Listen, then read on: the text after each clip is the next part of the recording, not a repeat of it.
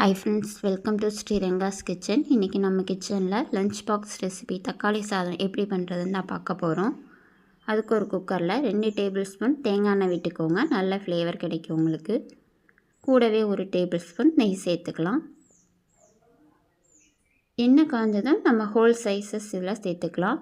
1 table spoon சோம்பு, ஒரு சின்ன துண்டு பட்டை, 2 கிராம்பு, 1 ஏலக்காய், கொஞ்சமாக கல்பாசி, பிரியாணி இலை சேர்த்துக்கலாம். கூடவே 2 பச்சை மிளகாயை நீல வாக்கில் கட் பண்ணி சேர்த்துக்கோங்க. பெரிய வெங்காயத்தையும் நீல வாக்கில் கட் பண்ணி சேர்த்துட்டு இதை வதக்கி விட்டுக்கலாம்.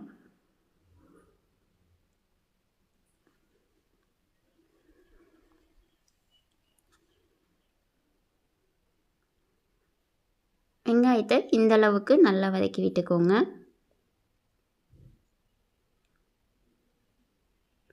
இந்த ஸ்டேஜில் இது கூட கொஞ்சமாக புதினா இலையை வாஷ் பண்ணி சேர்த்து விட்டுக்கலாம். இன்னும் நல்ல ஃப்ளேவர் கிடைக்கும் இதுவும் சேர்த்துக்கிட்டிங்கன்னா.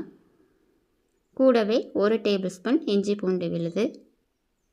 இப்போ இஞ்சி பூண்டு விழுதோட பச்சை வாசனை போகிற அளவு நல்லா வதக்கி விட்டுக்கோங்க.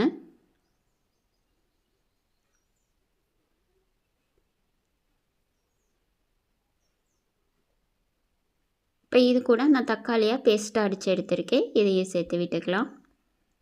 இந்த மாதிரி பேஸ்ட்டாக அடித்து சேர்த்துக்கோங்க. அப்போ இன்னும் நல்லா டேஸ்ட்டாக இருக்கும்.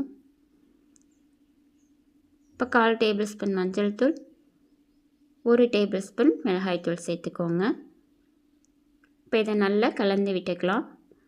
தக்காளி நல்லா வதங்கி எண்ணெய் பிரிஞ்சு வரணும். இப்போ இது இருக்கட்டும்.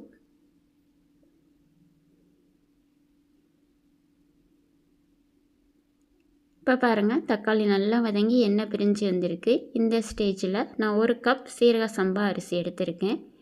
இதுக்கு 1க்கு 2 தண்ணி அளவு. இது ஒரு தடவை நல்லா கலந்து விட்டுக்கோங்க. புது அரிசியாக இருந்தால் நீங்கள் 1.5 தண்ணி சேர்த்துக்கலாம். நான் பழைய அரிசின்றதுனால 2 டம்ளர் தண்ணி சேர்த்துக்க போகிறேன். இப்போ 2 கப் தண்ணி சேர்த்து விட்டுக்கோங்க. இப்போ தேவையான அளவு உப்பு, கூடவே கொஞ்சமாக கொத்தமல்லி இலை சேர்த்துட்டு இதை மூடி வச்சிடலாம். கலந்து விட்டுட்டு இப்போ 3 விசில் வரட்டும்.